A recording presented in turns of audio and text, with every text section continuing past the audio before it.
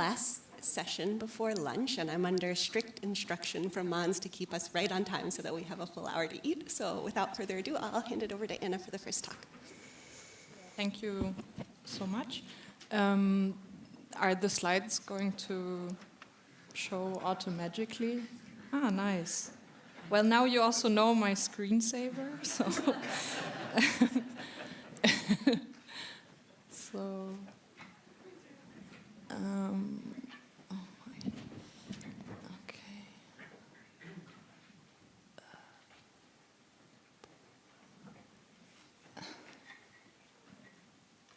Yay.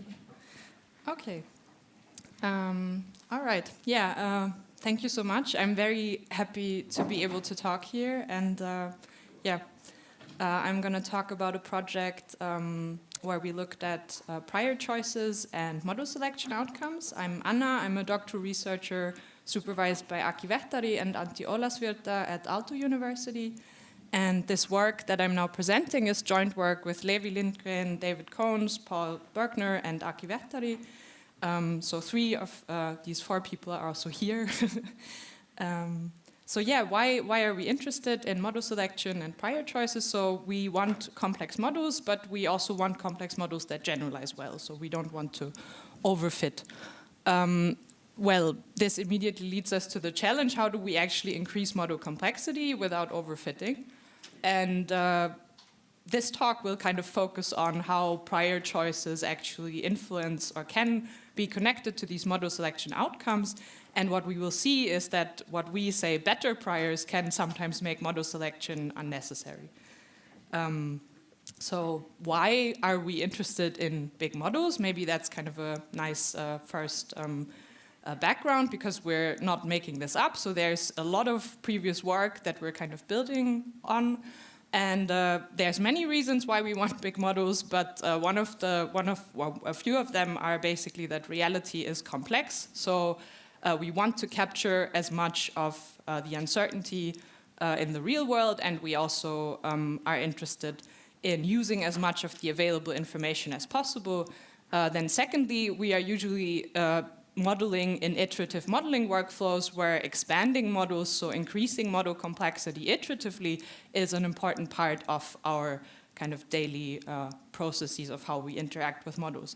And then lastly, even if we are actually interested in reducing model size, we also need good reference models, for example, for projection predictive inference to work well. So to jump right in, to give an example, now we just make it really simple, and we basically say we just have a simple linear regression, and when I say increasing complexity, I just mean adding covariates. And one way of connecting this simple model with ideas about model fit is via R². So the amount of variance in our outcome that is explained by our model. And we can kind of use a Bayesian version of that, so that goes back to Gelman et al. 2019. But basically, this is just the ratio of the signal variance over the total variance in Y. And the intuition is the higher this R², the more variation in Y is explained by our model. And then in this simple example, where we now add covariates to increase complexity, we now look at 2 different prior choices. So first, we look at a simple normal prior. We just assume an independent normal prior for each additional effect. And then secondly, we use this R2D2 prior. So yesterday you maybe saw Javier's talk. So if you're really interested in R2D2 priors specifically, I would recommend to check out Javier's talk, because here we are using a specific setup just as an example to compare to this independent normal prior. So the R2D2 prior works by setting a prior on R² and then propagating that back through the global variance and local variances to prior on the coefficient. So here I put that basically this specific setup that we choose here then also implies a prior on the coefficients. And yeah, again, check out Javier's talk if you're interested in these priors, also for much more complex model structures. What we can see now when we increase model complexity and we just plot a priori R², we can compare our 2 different prior choices, and we see that these independent normal priors already for P, so P now denotes the number of covariates, already for 5 covariates, we put quite a high mass on very high R² values. So again, this means that we are kind of a priori before seeing any data, assuming that our model is basically explaining almost all of the variation in Y. Whereas with the R2D2 prior, we're setting the prior directly in R² space. So we can actually, by choosing the parameters of this R2D2 prior, also choose the shape that we want to have in this R² space. And because we want to avoid overfitting, we are choosing the R2D2 such that most of the mass is, in a way, conservative, close to small values of R². And we can then move to test performance. So now we can check on independent test data, how do these different models with different number of covariates perform when we increase the number of predictors. So on the x-axis, you see the number of predictors, and then on the y-axis, there's the expected log predictive density on test data. And what we can see is that there's a clear peak and decline for the normal prior. So we would like to use model selection in that case, because we would want to stop increasing model complexity before we decline. But then with the R2D2 prior, we can safely increase model complexity. And since this is a simulated setup, I know that the true model includes all of these predictors. So with the R2D2 prior, I can safely increase model complexity up to this true model. With the normal priors, I would select an overly simple model. So this kind of motivates us to ask, okay, what do we actually want from our priors? So we want many things from them usually, but few things that are kind of well established are that, of course, the priors should make sense in the context of domain knowledge and also our research question, and that they should allow generating data that we kind of would expect to see. So we can kind of summarize that and just say, okay, we want proper priors, because if we don't have proper priors, we cannot generate data from them, and we want sensible prior predictives. But also now, when we increase model complexity, we actually want a bit more from our priors. So we have seen that with increasing model complexity, the prior predictives in this R² space for the normal prior, they are not aligned with our prior beliefs. Or at least unless we believe that we have built the perfect model, which we shouldn't, I think. So we want the prior predictives to remain sensible and aligned with our prior beliefs. And we call this now predictive consistency. So for a family of priors, we want this predictive consistency. Also, we kind of aligned with the penalized complexity priors approach. We want actually our priors to be centered and place most mass on the simpler model. So for a more complex version of a simpler model, we still want to concentrate on this simpler model. So we call this predictive parsimony. And since these last two properties are kind of something that we want to explore also a bit more formally, I'm going to focus now a bit on how do we do this in the paper, how do we formalize these conditions so that we can also check them for different priors. So for predictive consistency, we are basically looking at second-order predictive consistency, so looking at the variance of the systematic component. So here, this eta d is the model systematic component. Before, when we looked at the linear regression, this is just x transpose beta, so just the linear predictor.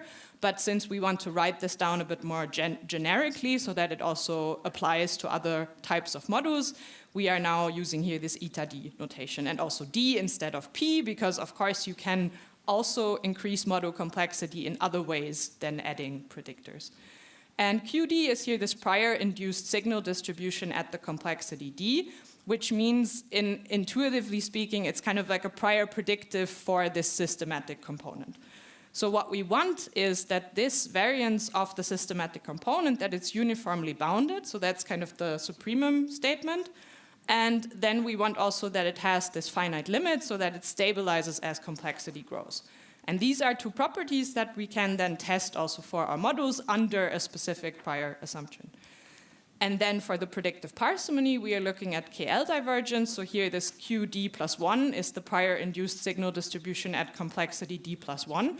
And we basically want to penalize whenever this QD plus 1 is putting mass where QD has kind of zero support. So by our goal is to say, okay, we want to put most mass on the simpler model, so we want these prior predictives to stay close as we move from D to D+1. And we can check this now for our example. So we can, I'm for the sake of kind of the talk, I'm only going to look at predictive consistency now, but also in the paper. If you want to chat about this, I'm happy to also talk about the predictive parsimony part. But I'm only showing now the predictive consistency for our example. So we make some simplifying assumptions. So the standardized and uncorrelated predictors. And then we have this sigma, prior on sigma, the exponential. But then we can show here, if we basically plot this variance of the systematic component, that the normal prior has here still the factor p included. And the R2D2 prior actually ends up having this variance of the linear predictor, in our case, equal to tau squared. And by a setup of the R2D2, this is then equal to this expression, which does not depend on p. And why does this happen for the R2D2? Again, just in the sake of time, I'm not going to go now in a lot of depth, but basically the two driving factors that make the R2D2 prior predictively consistent are that we have this fixed global variance budget, and that we then allocate that with the Dirichlet weights. So we kind of have a Dirichlet box, and we're not inflating the variance, but we're just reallocating it. Then just a caveat, because I just want to point out that, of course, we're not saying you should now always use R2D2. If you have a clear information about dependent structure in your model components, then of course a bespoke prior might always work better. And we have this example in the paper where we show for a randomized controlled trial that actually putting the R2D2 overall might pull the treatment effect. So here, like on the leftmost plot, might pull the treatment effect away from the truth towards zero, so kind of shrink it as well. And you can do better if you respect the information that there is actually this independent effect for the treatment in your data. And then just saying that this also extends to much more complex scenarios. So here we also look at increasing degree and number of basis functions for nonlinear modeling approaches. And we can see for the polynomial here on the left that the y-scale shows you that it's kind of exploding ridiculously, the prior predictive variance per observation. And then we also see kind of the same mirrored behavior in predictive performance, that we see like up to a certain degree, we are performing okay, and then we have this clear drop for these polynomial models, whereas, for example, models like the Hilbert space approximated Gaussian GP, which assume function space priors, again allow this kind of joint control of the complexity.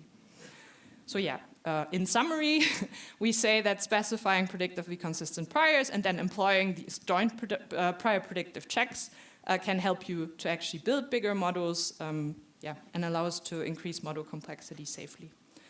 And I'm not going to go through all of these points. I'm just going to leave this here. And just to summarize that, model selection can favor two simple models, and predictively consistent priors can support increasing model complexity without deteriorating test performance. Thank you.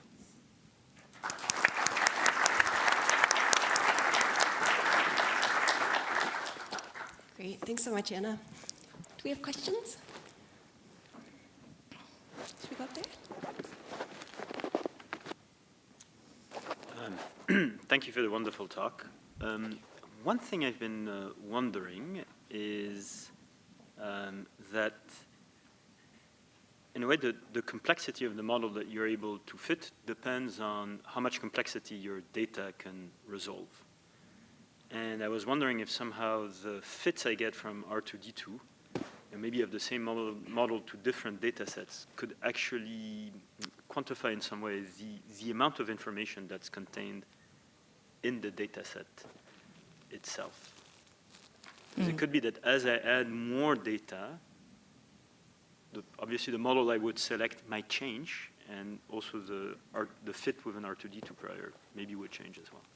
Yeah, I mean, so I guess the the closest proxy that I'm now thinking about is that we tried, of course, different correlation structures, for example. So, of course, there's many things that also influence kind of this actual shape. So I have here, for example, like this, for example, shows that, okay, if the true R squared is very high and there's actually zero correlation, then of course this independence assumption that you make with the independent normal pairs doesn't change what you see in test performance compared to the R2D2. So I mean, not actually answering now your question, but kind of saying that, okay, there's many different aspects that, of course, also then influence what we see in the end. But I think the interesting observation is maybe that increasing the model complexity with a prior that has this somehow like allows for effect still being zero, I think that is kind of what we intuitively think makes the difference. Because with the independence assumption, you're kind of, the possibility of effects actually being zero in this kind of very complex space of many, many effects then drops for this independent normal prior, while with the R2D2 prior you can kind of retain it. But of course we're not focusing also on shrinkage here, but we're more focusing on this like joint allocation. So yeah, I don't know, did this answer any of your question, but no, it's interesting. It's very intriguing. Yeah. Thank you. Yeah. We'll have time for one more question, but in the meantime, could the next speaker please come down and start getting set up? Yeah, thanks, Anna, for the really nice talk. I really enjoyed it. Not quite sure if I'm understanding all the details. It seems a bit like there's a free lunch to have, and I'm not quite sure that means that probably my understanding is limited yet. But have you assessed the predictive performance of your models in both settings using alternative metrics other than the R squared as well? So we're assessing the predictive performance with this expected log predictive density. So, well, yeah, that's what we focused on. I think then we also, in this treatment effect example, we also looked at RMSE. Well, now I forgot what was the first part of the question. No, that's fine. Just, okay, cool. Yeah. Thanks. Okay.